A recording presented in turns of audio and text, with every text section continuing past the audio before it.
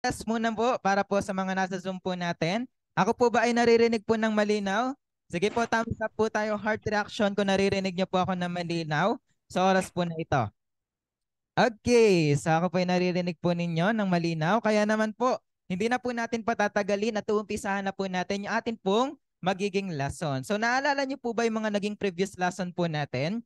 So yung una po naging lesson po natin para dito po sa pag-aaral po natin ay patungkol po sa infant and mature believer. So doon po kinilala po natin yung sarili natin, kinalatas po natin at pinarealize po ng ating Panginoong Diyos sa atin kung tayo po ba ay infant believer or tayo po ay mature believer sa kanya pong harapan. So hindi po basehan yung edad natin, okay po kung tayo po ba ay matagal na rin sa pananampalataya natin para tayo po ay maging believer, tama po, na mature na hinahanap po ng atin pong Panginoong Diyos. Pero ano po yung mature believer na hinahanap po ng atin pong Panginoong Diyos? Ito po yung tao na nakakaunawa ng kanyang salita. Okay po? Nakakaunawa kung ano po ang mabuti at ano po ang masama. So katulad po ng infant, tama po, kapag tayo po ay meron pong bagay na ibinigay sa kanya na matulis, ito po ba itatanggapin po niya or hindi? Alam po natin na tatanggapin niya po ito, tama po? Bakit po? Dahil hindi niya alam kung ito po'y makakasama or makakabuti po sa kanya. Ngunit kapag itong matalim na bagay ay ibinigay po ninyo sa mature believer, tatanggapin po niya hindi. Tatanggapin po niya at hindi. Tama po? Bakit po? Dahil alam po niya kung ito po'y magagamit po sa mabuting bagay or sa hindi mabuting bagay. Okay po? Ganon din po spiritually. Tayo po ay yung mga mananampalataya. Ano po yung tinatanggap natin? Ang tinatanggap natin ay walang iba kundi po ang salita po ng ating pong Panginoong Diyos. Ngunit, kung meron pong salita ang ating Panginoong Diyos na katotohanan, si Satan ay meron din pong salita ng kasinungalingan. At itong salita ng kasinungalingan po na ito, kung hindi natin gagamitin yung pandinig po natin upang sa gayon ay ma-distinguish natin kung ito'y mabuti at masama, ano po yung possible na mangyari? Ito po'y maaaring makasama po sa atin. Tama po? Kaya dapat maging mature believer tayo, ma-distinguish po natin yung bawat salita na atin pong pinapakinggan. Hindi na rin po tayo yung mga mananampalataya, tama po, nakatulad po ng infant or ng isang bata na kailangan pa pong i-remind sa bawat bagay po na kailangan po nating gawin. Di ba katulad po ng bata? So yung infant believer or yung mga bata, ano po yung kailangan gawin? So siguro po yung mga 4 years old and above, di ba po 4 years old and below, kailangan pa po silang hihatid po sa school, hindi. Kailangan pa po silang hihatid po sa school. Kailangan pa po silang paalalahanan para sa pag-aaral. Pero yung mga mature believer, yung meron na pong tamang pag-iisip, dahil naunawaan na po nila yung importansya ng pag-aaral, kailangan pa po ba silang i-remind? Hindi na po sila kailangan pong i-remind. Sila po yung magkukusa na. Kaya tayo po, ganun din po tayo bilang mga believer ng atin pong Panginoong Diyos. Hindi na po tayo po yung mga nire-remind po na nakapag-invite sa atin. O oras na, mag-aral na tayo, pero dapat tayo po excited, tama po? Na mapakinggan yung salita ng atin pong Panginoong Diyos. Dapat tayo po yung mature believer na tunay po na nakakaunawa ano nga po ba yung importansya ng pag-aaral po ng kanyang salita. Kaya sa oras po na ito, naunawaan niyo po ba why is it important to study His Word? Bakit po mahalaga na maunawaan po yung kanyang salita? Bakit po mahalaga? Dahil din in this way, ito po yung magre-reconnecta po sa atin pong Panginoong Diyos. Ito po yung magko-connect po sa atin pong Panginoong Diyos. Ang napag-aralan po natin sa previous lesson po natin yung patungkol po sa religion. So yung religion, from the words religare, it means to connect again. So bakit to connect again? Dahil meron pong naputol na relasyon sa pagitan po ng Diyos at ng kanyang tao. Amen po. At ano po yung naputol po na yon? Ito po yung buhay na ninanais po ng ating Panginoong Diyos na ibigay po sa bawat isa po sa atin. Pero gamit po itong religion po na ito po ay pinagkaloob ng ating Panginoong Diyos starting at the time na magkasala po si Adam. Tama po? Upang sa gayon tayo po ay muling marekonekta po sa Kanya. Yes, sinasabi po ng mga iba na hindi po importante po yung religion. What is important is the relationship to God. Tama po ba? Tama po ba yung ideology po nila? Yung paniniwala po nila na mas mahalaga yung relationship kesa dun sa religion na ibinigay po ng ating Panginoong Diyos. It means they did not really understand what is the true meaning of religion. So ano po yung true meaning po ng religion? So kung titingnan po natin, in every religion or every denomination, meron po silang scripture po na ginagamit. Tama po? O nagkakamali po ako? Tama po. Meron po silang scripture po na ginagamit. Katulad po ng Muslim. Sino po makakapagsabi po kung ano po yung scripture na ginagamit po nila? Starts with letter Q. Okay. Quran. Tama po? Quran yung ginagamit po nila. At ito po yung nagsisilbing guide po nila para sa gayon ay mapalapit sa atin pong Panginoong Diyos o kay Allah. Tama po? Tayo rin po bilang mga Kristiyano, meron din po tayong scripture po na ginagamit. At ano po yung scripture po na yon? Walang iba kundi po yung Biblia, yung salita ng atin pong Panginoong Diyos. At ito pong scripture po na ito po yung ginagamit po natin para sa gayon ay matagpuan po natin yung daan, okay po, yung daan patungo po sa buhay po na ibibigay po ng Diyos. Yes, it is not the religion who can save us. Pero po yung makakapagligtas sa atin, that is His Word. Yung kanyang salita na magtuturo po ng daan sa atin para sa gayon ay matanggap natin yung buhay na walang hanggan at tayo po ay marekonekta sa atin pong Panginoong Diyos. And through that, ay magkakaroon po tayo ng relationship sa Kanya. Tama po? How can we have relationship to someone we do not know? Paano tayo magkakaroon ng relasyon sa isang tao na hindi naman natin kilala? Tama po? So paano natin makikilala ang Diyos? Para sa ganyan magkaroon tayo ng relasyon sa Kanya. Sinabi po in John chapter 1 verse 1, in the beginning was the Word and the Word was with God and the Word was God. So paano natin makikilala po ang Diyos? Gamit po ang Kanyang salita. And by understanding God, by knowing God, ano po yung matatanggap natin? John 17 verse 3. Now this is eternal life, that they may know you, the only true God, and Jesus Christ whom you have sent. So ano daw pong sinabi doon para matanggap natin yung buhay na walang hanggan? Kailangan nating kilalanin sino po? We need to know God and Jesus Christ, whom He has sent. Malinaw po doon, tama po? Hindi po tayo basta-basta magkakaroon po ng relasyon sa isang tao na hindi naman po natin kakilala. Halimbawa, pagkakilala ko lang po dito po sa estudyante ko, pwede po ba magkaroon na po kami agad ng relasyon? Hindi po, tama po. Yung relasyon po na yun, mabubuo po yun habang kinikilala po ninyo yung bawat isa. Tama po ako, hindi? Tama po. Magkakaroon tayo ng relasyon once na tayo po ay nagkakilanlan na. Pero dapat hindi lang po natin siya kilala by His name. So katulad po na marami pong mga mananampalataya at our time today, nakilala lang po ang Diyos by His name. Kilala ko ang Diyos, pero kapag tinanong mo, sino ang Diyos para sa'yo? Ano po yung mostly sagot nila? Wala po silang masasagot, tama po? So it means they do not really know deeply God. Tama po ba? So paano po kaya tayo magkakaroon ng relationship sa Kanya? By knowing Him. Paano po? Gamit yung Kanyang salita. Gamit yung Biblia na ibinigay po niya sa bawat isa sa atin. And sa bawat Biblia or sa bawat salita ng Diyos, meron po itong nakapaloob po na pangako na tinatawag din po nating tipan or covenant in English. So ano po yung tipan po na ito?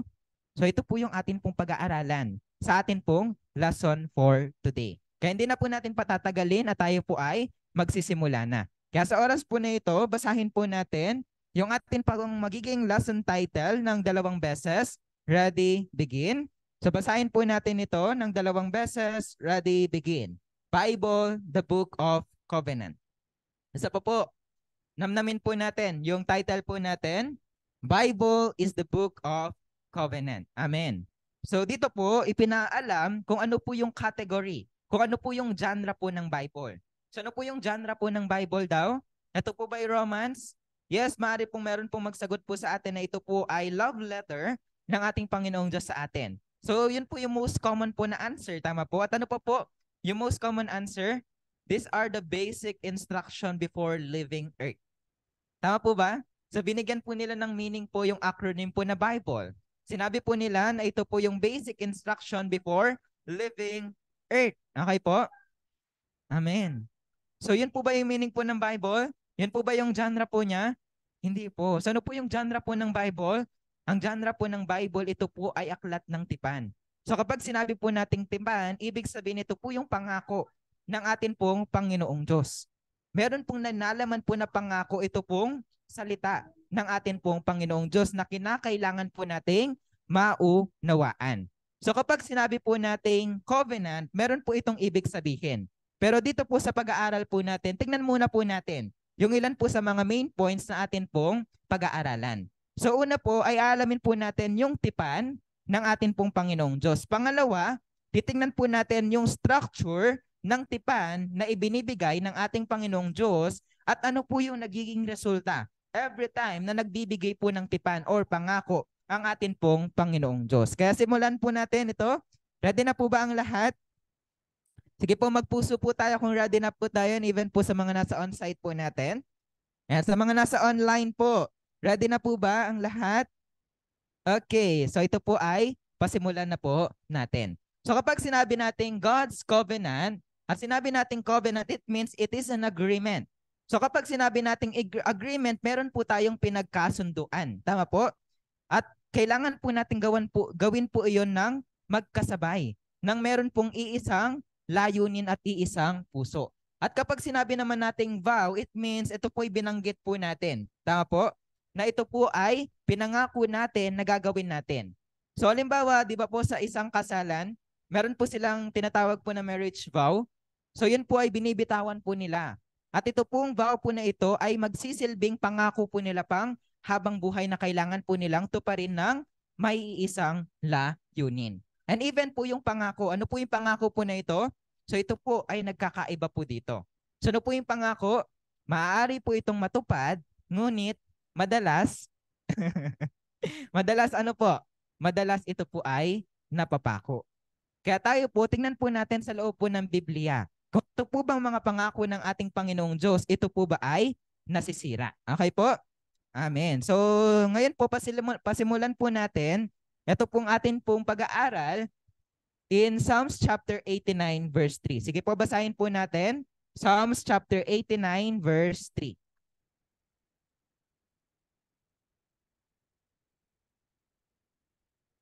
Sige po, let's all read Psalms chapter 89 verse 3.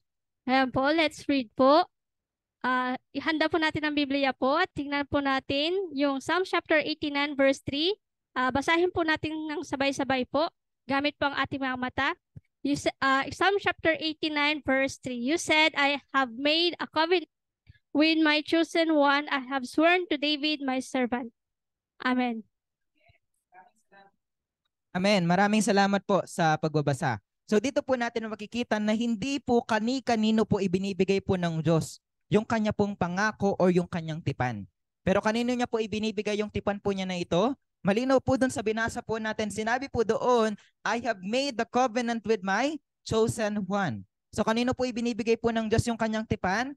Ito po ay kanya pong nililikha, ginagawa, ibinibigay sa kanya pong mga piniling bayan. Sino po yung piniling bayan ng ating Panginoong Diyos sa panahon po na iyon? So makita po natin, God made a covenant with His chosen one, or mas kilala po natin bilang chosen people. At kapag sinabi nating chosen people at the time of Old Testament, sila po yung Israelites. Sila po yung 12 tribes po ng Israel na nagmula po sa lipi po ni Jacob. Amen po? Sige po, basahin po natin Amos chapter 3 verse 2. Ayan po, basahin po ng sabay-sabay po. Amos chapter 3 verse 2. You only have I chosen for all the families of the earth. Therefore, I will punish you for all your sins. Amen. Amen. Maraming salamat po sa pagbabasa. So sinabi dito, you only have I chosen. Sino po yung pinili po niya? Ito po yung bayan po ng Israel. Sinabi po na kahit napakarami pong pamilya or napakarami pong bansa na meron po tayo dito po sa mundo po na ito, sino lang po yung pinili po ng ating Panginoong Diyos? Walang iba kundi po yung Israelites. And dahil sila po pinili po ng ating po Panginoong Diyos, ano po yung kanila pong kailangan pong gawin?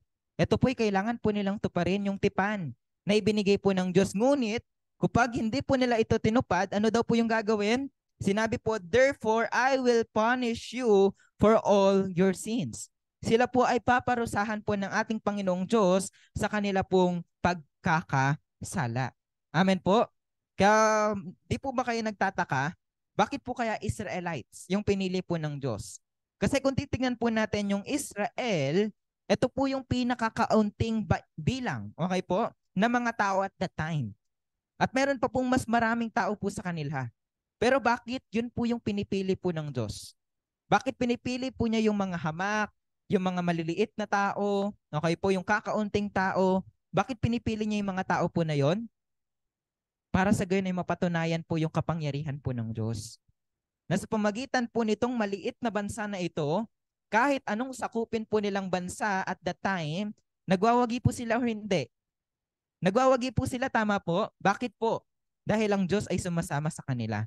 Pero tandaan po natin, magwawagi lamang sila, okay po, basta kinikip po nila yung tipan na ibinibigay po ng atin pong Panginoong Diyos. Ano po yun? Sila po ay magwawagi sa labanan if they will keep the covenant. But once they did not keep the covenant, ano po yung mangyayari po? Kahit anong bansa yung sumako po sa kanila, sila po ay matatalo. Kaya dumarating po yung panahon na ito pong mga Israelites po na ito, sila po ay natatalo po sa labanan. Bakit po? Dahil yun po yung pruweba na nagkasala po sila sa atin pong Panginoong Diyos at hindi po nila nakip yung tipan ng atin pong Panginoong Diyos. Okay po? Ngayon po, umpisa na po natin. Okay po, yung atin pong magiging lesson po sa araw po na ito. So una po, tingnan po natin yung tipan. Okay po, yung structure po ng tipan na ibinigay ng atin pong Panginoong Diyos sa kanya pong piniling bayan. So sinabi dito sa Amos chapter 3 verse 7, surely the sovereign Lord does nothing without revealing His plan to His servant the prophet. So ano po yung sinabi dito? Ang ating Panginoong Diyos, hindi po siya gumagawa ng plano nang hindi niya po ipinapaalam ito. Okay po, kapag sinabi nating plano, kahit kanino po ba, ay binibigay po natin. Kapag sinabi nating sekreto, kahit kanino po ba ipinagkakatiwala po natin? Hindi po, tama po. Ipinagkakatiwala lang po natin ito sa tao pong pagkakatiwalaan po natin. At sino po yung pinagkatiwalaan po ng pangako po ng Diyos at that time? Sinabi po, pinagkatiwala po ng ating Panginoong Diyos yung kanyang plano sa kanya pong mga lingkod na mga propeta. At kapag sinabi nating propeta, it means meron po silang daladalang propesiya. Meron po silang daladalang pangako. Okay po? At ano po yung pangako po na yun na daladala po nila? Patungkol po sa plano po ng ating Panginoong Diyos patungkol sa kaligtasan na kanya pong ipagkakaloob. Ngunit kapag nagbibigay po ng plano, ng propesiya, pangako, ang ating pong Panginoong Diyos, paano niya po ito ibinibigay? Kasi ang ating Panginoong Diyos ay Espiritu, tama po? God is Spirit, sinabi po in John 4 verse 24. So paano niya po ito ipagkakaloob sa kanya pong mga lingkod? Kung siya po ay Spirit. Paano po nagtatrabaho ang Spirit? Siya po'y gumagamit po ng laman. At paano niya ipapaalam po iyon? Basahin po natin Hosea chapter 12 verse 10. Let's all read Hosea chapter 12 verse 10. Ayun po, basahin po natin ang sabay-sabay po. Hosea chapter 12 verse 10. I spoke to the prophets, gave them my many vision, and told parables through them. Amen. Amen. Maraming salamat po sa pagbabasa. So sinabi po dito ng ating Panginoong Diyos, I spoke to the prophet, gave them many visions, and told parables through them. So paano po nangusap ang ating Panginoong Diyos sa kanila? Sa pamagitan po ng pagbibigay ng ating Panginoong Diyos ng napakarami pong pangitain at ng talinhaga. At kapag sinabi po nating pangitain, sino na po yung nanaginip po dito? Lahat po tayo nananaginip, tama po? At kapag sinabi po nating dream or vision, malinaw po ba ito? Kapag nagising po tayo, hindi po malinaw po ito. Kaya yung mga propeta, kung ano po yung nakita po nila doon po sa vision na ipinakita ng Diyos sa kanila, yun po yung kanila pong isusulat. Kung nakakita po sila ng beast with 7 heads and 10 horns, okay po, yan po isusulat po nila. Kung nakakita po sila ng sun, moon, and star that are darkened and fallen, yan po isusulat po nila. Kung nakakita po sila ng beast na nagmula po sa dagat, yan po isusulat po nila. Pero lagi po nating tatandaan na ito po ay vision. Ito po ay parable. At kapag sinabi nating vision and parable, hindi po ito yung tunay po na kahulugan. Meron po itong deeper understanding na kinakailangan po nating maunawaan. Kaya dito po sa atin pong pinag-aralan, so ang ating Panginoong Diyos, ito po yung pinaka-summary, so ang ating Panginoong Diyos, hindi po siya gumagawa ng plano nang hindi niya po ito ipinapaalam muna sa kanya pong mga lingkod na mga propeta. At paano niya po ito ipinapaalam? Ito po ipinapaalam po niya sa pamagitan po ng pangitain, sa pamagitan po ng talinhaga. Kaya ito po mga talinhaga po na ito, kinakailangan po ba natin itong unawain po literally or not? We should not understand it literally. We need to understand it using the Bible. Kasi kung ito po ay nakasarado, katulad po ng isang libro na nakasarado, kapag nakasarado po siya, maunawaan na po natin yung nilalaman, yung pinaka-context ng libro na yon. So maaari po tayong mag-assume na ito yung meaning ng libro kasi ito yung title niya. Pwede po, tama po. Pero mas maunawaan po natin yung libro na yon kapag ito po ay atin pong binuksan. Kung ito po ay atin pong binasa at naunawaan. Gaganon din po ito pong pangako ng atin pong Panginoong Diyos. So we cannot understand it by just assuming na ito yung meaning nito, ganito yan. No. Pero paano po? We need to understand it. We need to read it. We need to open it. Kailangan pong itong mabuksan po sa bawat isa po sa atin. Okay po? Kaya ngayon, tingnan po natin yung structure po nitong covenant. So kung titingnan po natin yung Bible, ito po ay nahati po sa dalawa. So ito po yung Old Testament at ito po yung New Testament. And yung Old Testament, okay po, naglalaman po ito ng 39 books, 929 chapters, and 23,145 verses. And yung atin naman pong New Testament, naglalaman po ito ng 27 books, 260 chapters, and 7,957 verses. Okay po? So sa kabuuan po ng Biblia, ito po ay naglalaman po ng ilang libro. Naglalaman po ito ng 66 books, 1,189 chapters, and 31,102 verses. Kaya dito po sa pangako or tipan na ibinigay ng Diyos, kapag sinabi nating testament, kung pababawin po natin yung salitang testament, nangangahulugan na ito po ay covenant. At kung pababawin pa po natin yung salitang covenant, ibig sabihin meron pong promise.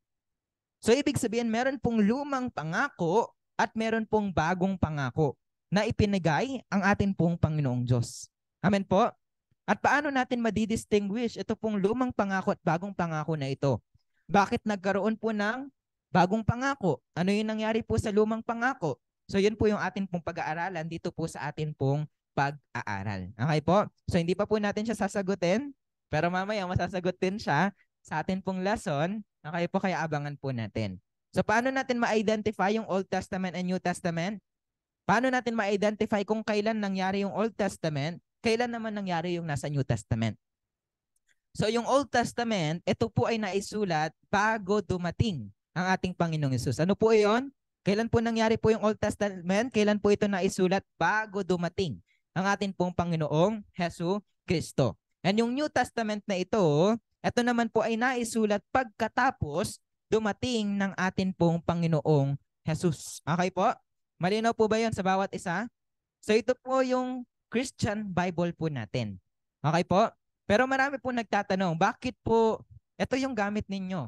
Bakit 66 books? Sa amin, more than 76 kung di po ako nagkakamali sa iba pong mga Bible, ng iba pong mga denomination. So, hindi po natin yung pagdedebatihan. Okay po? Pero let us check kung ano po yung similarity po natin. So, ano po yung similarity po ng libro po na yon? Ito po yung 66 books po ng Biblia. Okay po? So, yun po yung dapat pong pag-usapan natin at mas maunawaan po natin. So, it is not important kung anong version yan. Okay po, anong libro yan, ilang libro yon na nandoon. What is really important is yung understanding natin doon po sa loob po ng Biblia. Amen po? Amen. So tingnan naman po natin yung structure po ng tipan. So ito pong tipan, bago po ito magkaroon po ng katuparan or bago po ito mabuo, meron po ito pong kondisyon na kailangan po nating maunawaan. So ano po yung kondisyon na yon bago mabuo yung tipan? So kinakailangan meron pong subject, meron pong content, and meron pong time to fulfill. So kapag sinabi nating subject, sino yung nagbigay at kanino po binigay? Okay po, ano po ulit yung subject? Sino ang nagbigay, kanino ibinigay. And next naman po is yung content. So ano yung content? Ano yung nilalaman ng tipan?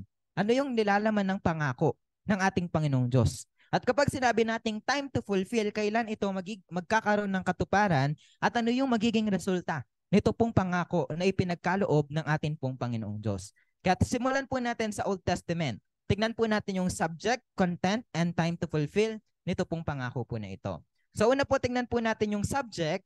So yung subject nito pong Old Testament, sino po ang nagbigay?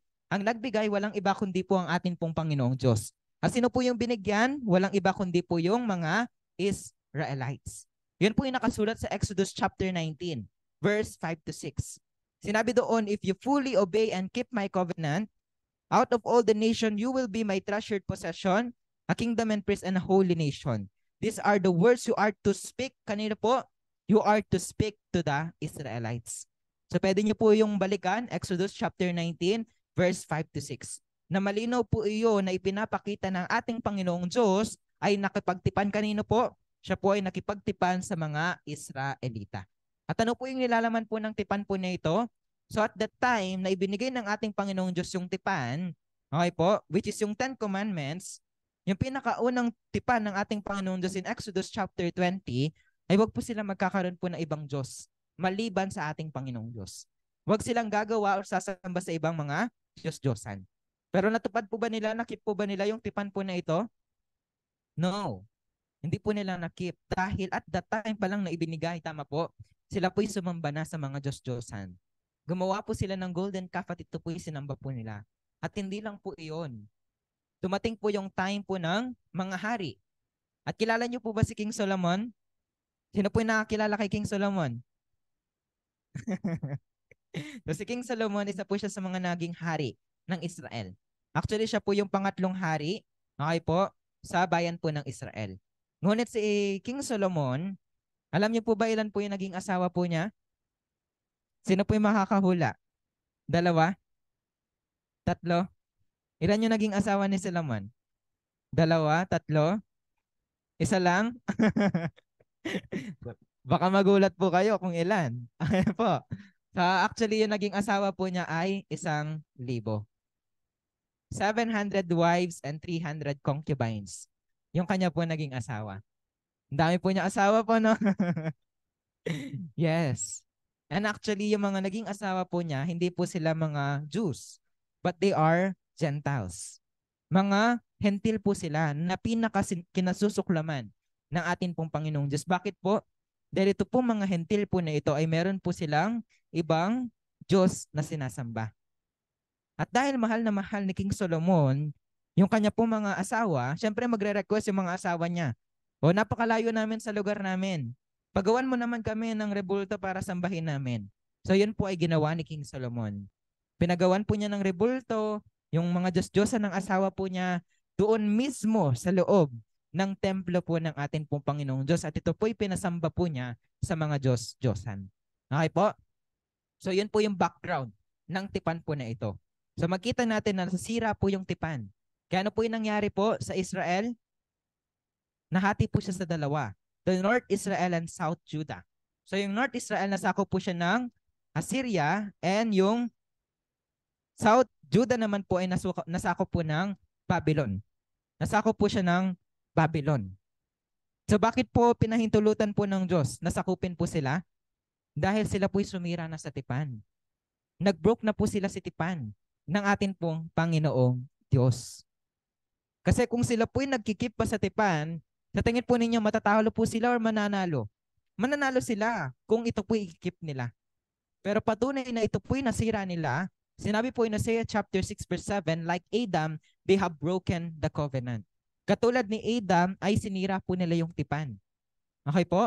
Kaya patunay po yun na nasira nila yung tipan, kaya meron pong sumakop at natalo po sila doon po sa bagay po na iyon. Okay po? Kaya dumating po yung punto na kung saan ang ating Panginoong Diyos ay nagdesisyon po siya. At ito pong desisyon po na ito ay sabihin na nating pinag-isipan po ng ating pong Panginoong Diyos.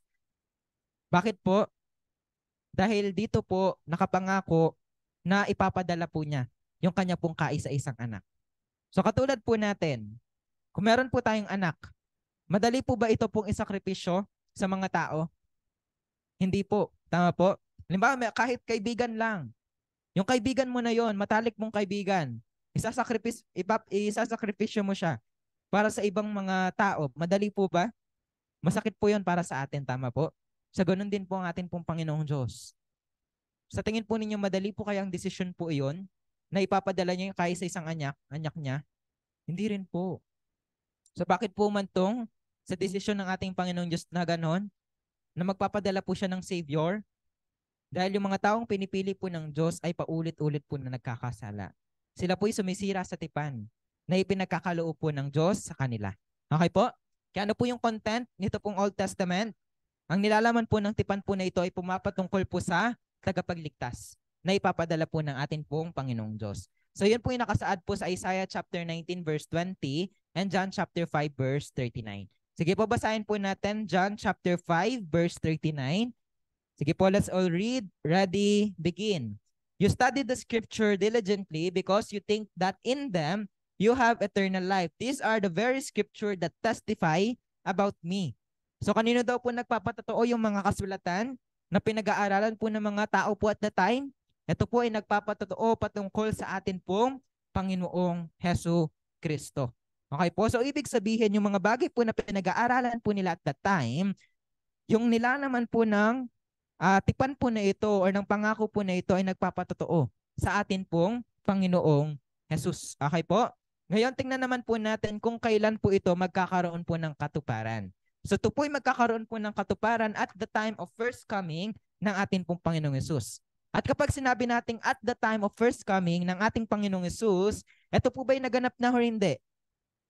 Nagkaroon na po ba ito ng katuparan o hindi? Ito po ay nagkaroon na po ng katuparan 2,000 years ago. So ibig sabihin, ito po mga pangako po ng Diyos at the time of Old Testament, ito po lahat ay nabigyan na po ng katuparan ng atin pong Panginoong Diyos. Sige po, basahin po natin Luke chapter 24 verse 44. Ayun po, basahin po natin ng sabay-sabay po. Luke chapter 24 verse 44. He said to them, "This is what I told you while I was still with you. Everything must be fulfilled that is written about me in the law of Moses, the prophets, and the Psalms." Amen. Amen. Maraming salamat po sa pagbabasa. So sinabi dito, lahat ng bagay na nakasulat po sa aklat ni Moses, sa mga propeta at ng mga awit po ay kinakailangan po lahat po ito ay magkaroon po ng katuparan. Sino po yung tumupad po nito? Walang iba kundi po ang atin pong Panginoong Hesu Kristo. Sige po, basahin po natin John chapter 19 verse 30. Sige po, John chapter 19 verse 30. Let's all read. Po, basahin po natin John chapter 19 verse 30. When he had received the drink, Jesus said, "It is finished." When that, he bowed his head and gave up his spirit. Amen. Amen. Maraming salamat po sa pagbabasa. So dito po malinaw po na ipinapakita na ang ating Panginoong Yesus, nung siya po ay nasa cross, meron po siyang binanggit na isang kataga. At ano po yung kataga po na yon? Sinabi po niya na it is finished. Okay po? So ano po ibig sabihin po ng it is finished? Ibig sabihin lahat po ay natapos na at binigyan na po ito ng katuparan po ng atin pong Panginoong Hesu Kristo. Okay po? So again, ano po yung nilalaman po ng tipan? Naglalaman po ito ng pangako ng Savior na ipapadala po ng ating Panginoong Yesus. Pero ano po yung mahalaga sa ating Panginoong Diyos? Sinabi po niya in John chapter 14 verse 29, "I have told you now before it happens, so when it does happen, you will believe." Ipinaalam ko na ito sa inyo pasimula pa lamang para kapag ito ay nagkaroon ng katuparan, tayo ay magkaroon ng pananampalataya. Kaya ngayon, tingnan po natin yung mga mananampalataya at that time. If they believe, they follow sa atin pong Panginoong Jesucristo. Nung ito po'y kanya pong binigyan ng katuparan. So tingnan po natin yung result ng Old Testament prophecy. So tingnan po natin in John chapter 1 verse 11 to 13. Basahin po natin John chapter 1 verse 11 to 13. John chapter 1 verse 11 to 13. Basahin po natin ng sabay-sabay po. He came to that which was his own, but his own did not receive him. Yet to all who did receive him, to those who believe in his name, he gave the right to become children of God, children born not of natural descent, nor of human decision or a husband's will, but born of God. Amen. Amen. Maraming salamat po sa pagbabasa. So sinabi dito na ang ating Panginoong Hesus ay dumating sa kanyang sariling bayan. Ngunit hindi po siya tinanggap at pinaniwalaan. So actually yun po yung tipan po nila at that time. John chapter 3 verse 16 to 18 kung babasahin po ninyo, nandun po yung tipan po nila na kailangan po nilang tuparin. Ano po yung kailangan nilang tuparin? Conditional promise po ito. So every time that God gave a covenant, it is a conditional promise. So what do you mean conditional promise? So it means if they will keep the covenant, they will receive the blessing. But if they will not keep the covenant, they will receive the curse or judgment. So at the time of first coming, tignan po natin kung tinanggap nila ang ating Panginoong Hesus. Sinabi, if they will believe, ano yung matatanggap nila? They will receive eternal life. But if they will not believe Jesus, sinabi po in John chapter 3 verse 16 to 18, they will receive condemnation or judgment. So patunay po yung sinabi ng John chapter 1 verse 11 to 13, that his people did not believe him. Hindi po siya kaya pong paniwalaan ng kanyang sariling bayan. Kaya sinabi po dito na yung mga tao pong naniniwala sa kanya ay binigyan po ng karapatan na maging anak ng atin pong Panginoong Diyos. Kaya mamaya ito po ay malalaman po natin at ito po ay mapapag-aralan din po natin. Okay po? Kaya ngayon, tingnan po natin ano yung rason kung bakit nila hindi tinanggap ang atin pong Panginoong Hesukristo. Sige po, basahin natin Acts chapter 13 verse 27. Basahin po natin ang aklat ng Acts chapter 13 verse 27. The people of Jerusalem and their rulers did not recognize Jesus. Yet in condemning him, they fulfilled the words of the prophets that are read every. Amen. Amen. Maraming salamat po sa pagbabasa. So sinabi dito na yung mga tao po ng Jerusalem at yung mga rulers po, sino po yung mga tao na yon? Yung mga Israelites, mga Hudyo. And sinabi even the rulers, sino po yung mga rulers? Ito po yung mga tagapagturo po nila at that time. Sinabi po dito, they did not recognize Jesus. Hindi po nila na kilala ang ating pong Panginoong Hesukristo. What does it mean na hindi po nila nakilala? Hindi po nila nakilala ng ating Panginoong Hesus yung naging katuparan ng lahat po ng pangako po ng ating Panginoong Diyos. Even though, ano po yung sinabi dito? Yet in condemning him, they fulfilled the words of the prophet that are read every Sabbath. So sinabi dito na kahit binabasa po nila every Sabbath po yung kasulatan na pumapatungkol sa ating Panginoong Hesus na kanina pong binasa natin in John chapter 5 verse 39, that the scripture testify about Jesus, they did not recognize Jesus. Bakit po? Because they did not understand. Hindi po nila naunawaan. Alin po? Ano po yung hindi po nila naunawaan? Yung pangako, propesiya, plano ng atin pong Panginoong Diyos. Okay po? That's why they did not able to see and understand the fulfillment. Kaya tingnan po natin kung bakit nga po ba nagkaroon po ng new covenant or new promise. Ano po yung nangyari po dito po sa old promise po na ito? Sige po, let's all read Hebrews chapter 8 verse 7. Ayan po, basahin po natin ang sabay-sabay po ang Hebrews chapter 8 verse 7. For if there had been nothing wrong with that first covenant, no place would have been sought for another. Amen. Amen. So sinabi dito, kung walang naging pagkakamali doon sa unang tipan, ano po yung unang tipan na ibinigay ng Diyos? That is the Old Testament. Sinabi po, wala na pong dahilan para sa gayon ay gumawa pa ng panibago. So ibig sabihin, gumawa po ng panibagong ating Panginoong Diyos dahil po meron pong pagkakamali na nakita ang ating Panginoong Diyos doon sa unang tipan na kanya pong nilikha or binigay sa kanya pong mga chosen people. So ano po yung pagkakamali po na yon? Ito po yung pagkakamali po nila na hindi po nila na-recognize, hindi po nila napaniwalaan po ang atin pong Panginoong Hesukristo. Kaya dahil hindi po nila ito pinaniwalaan, imbis na blessing, yung tanggapin po nila, ano po yung tatanggapin po nila? Ano po yung tatanggapin po nila imbis na blessing? Ang tatanggapin po nila ay condemnation or judgment. So ano po yung maghahatol sa kanila? Sige po, let's all read John chapter 12 verse 48.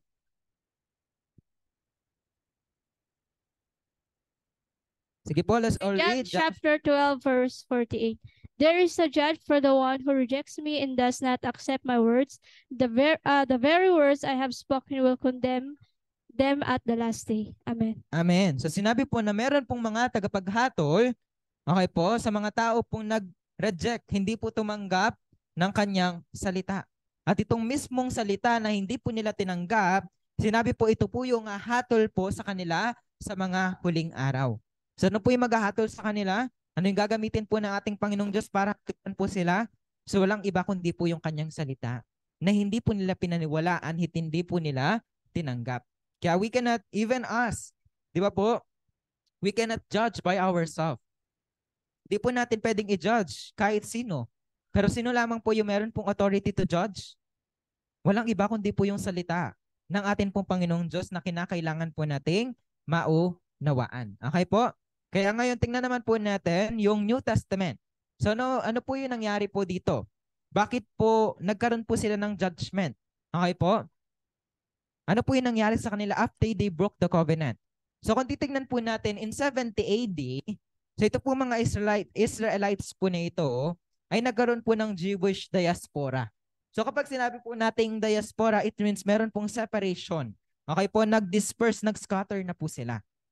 Imbis na magkaisa po sila, ano po yung nangyari? They scatter. Kaya ano po yung nakita po ng kaaway? So especially nakita po ng kaaway ay pwede na po silang sakupin dahil hindi po sila naging isa. So starting from that, ay napakarami pong bansa yung sumako po dito po sa bayan po ng Israel. And even siguro po mas kilala po ninyo yung Holocaust. So yung Holocaust po yung nangyari po ito, tama po, during the World War II, kung hindi po ako nagkakamali. At sino po yung pinaka-subject nito pong Holocaust? So yung pinaka-subject po ng Holocaust ay walang iba kundi po yung mga Hudyo, yung mga Israelites. Okay po? So bakit po nila natanggap? Bakit po sila nahatulan during this Holocaust? Because they have broken the covenant. Amen po? They have broken the covenant. And kung titingnan po natin, for the next several centuries, the land of modern-day Israel was conquered and ruled by various groups, including the Persians, Greeks, Romans, Arabs, Fatimids, Seljuk Turks, Crusaders, Egyptian, Mamelukes, Ismailis, and others. So ganun po kadami yung mga bansa na sumako po dito po sa bayan po ng Israel.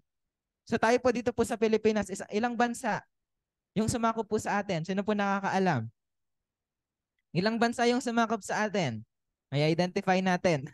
Spaniards. Ano pa po? Japanese. Ano pa? Chinese daw. Chinese. Americans. Ano pa?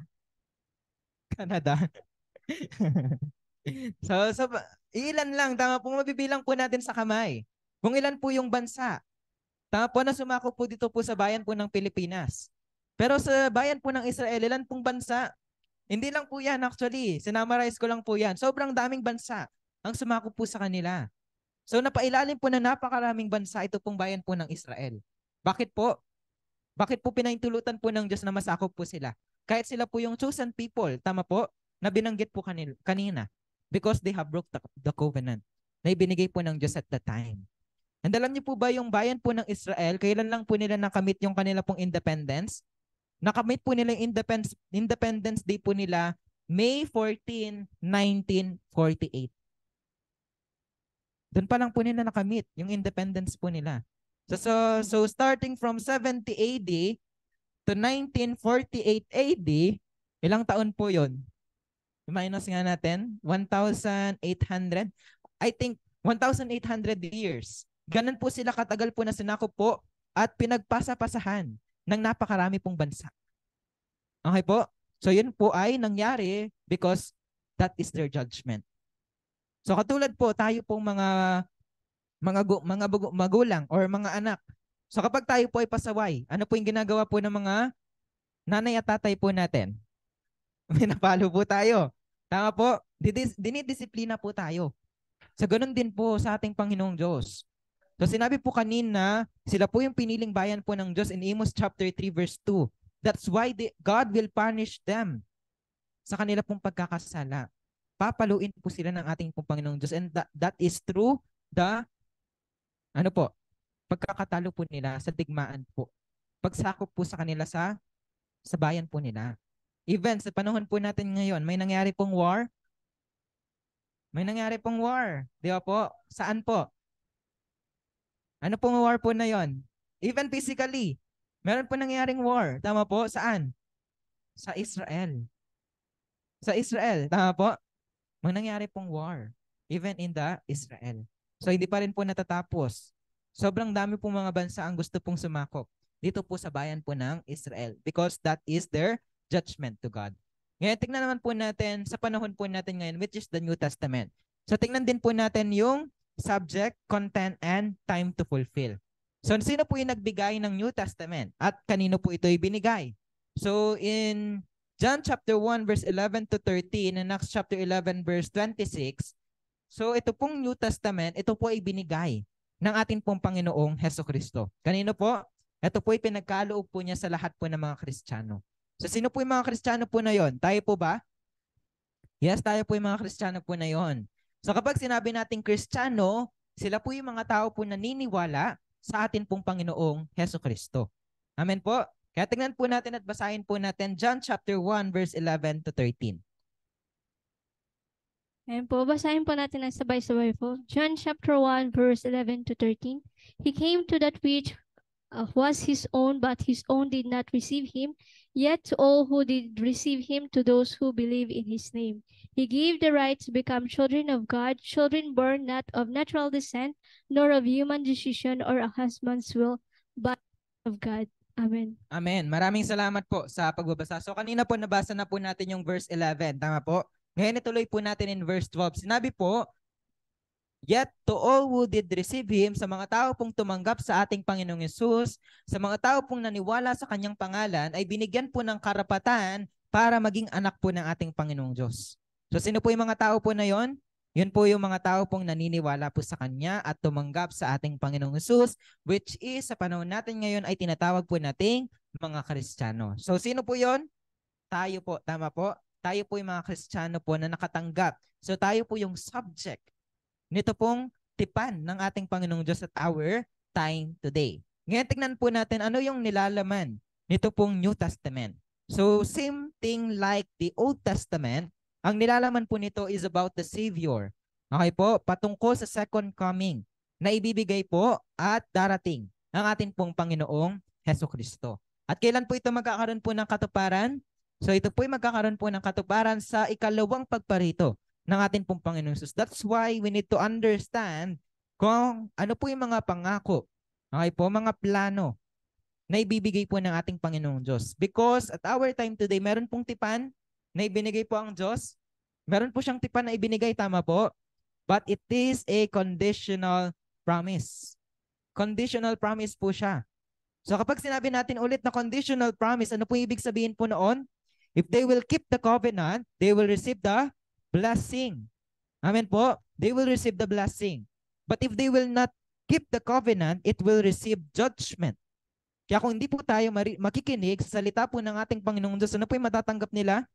Matatanggap nila yung paghahatol po. If we will not focus sa pagkinig ng salita po ng Diyos, ano po yung mangyayari po? We will receive the judgment. Kasi nasa harapan na po natin. Okay po? Nasa harapan na natin, napapakinggan na po natin yung kanyang salita. Kaya tayo po bilang believer po ng ating Panginoon Diyos, we need to have the heart. We need to understand the word of Him. At para maunawaan po natin yung pangako at ito po'y matupad po natin. Again, kapag natupad natin ito, ano po'y matatanggap natin? Blessing. Ngayon, we need to now understand ano yung tipan na ibinigay po ng Diyos sa bawat isa. Kasi kung di po natin alam yung tipan po na ito, ano po yung mangyayari? Ano po yung mangyayari? We will receive the judgment. Tama po? Matatanggap natin yung curse sa ating Panginoong Diyos. Kaya ngayon, tingnan po natin at ipapaalam ko po ito sa inyo sa oras po na ito. Saan natin matatagpuan yung tipan na kapag ito po ay atin pong sinunod, tayo po ay pagpapalain. So tingnan po natin yung result. Basahin po natin Revelation chapter 1 verse 3. Ayun po. Revelation chapter 1 verse 3. Basahin po natin ng sabay-sabay po na mayroong isang puso. Blessed is the one who reads aloud the words of this prophecy, and blessed are those who hear it and take to heart what is written in it, because the time is near. Amen. Amen. Maraming salamat po sa pagbabasa. Sinabi po na pinagpala yung mga tao pong nababasa ng mga salita ng propesiya po na ito. So ano po yung tinutukoy na propesiya po? Dito po sa atin pong binasa, So ito po patungkol sa propesiya na nakasulat po sa aklat po ng Revelation. So malinaw po na ipinapaalam po ng Diyos at our time today that the covenant we need to understand, we need to keep is written in the book of Revelation. So nakasulat po ito sa aklat ng Revelation that if we ever keep it, ano yung matatanggap natin? Sinabi po, blessed, pinagpala. Yung mga tao pong nagbabasa, yung mga tao pong nakikinig, okay po? Sino po yung mga tao nakikinig sa oras po na ito? Nakikinig po ba tayong lahat? O iba po yung ginagawa po natin? Nakikinig po ba tayo na mabuti? Amen. Okay po.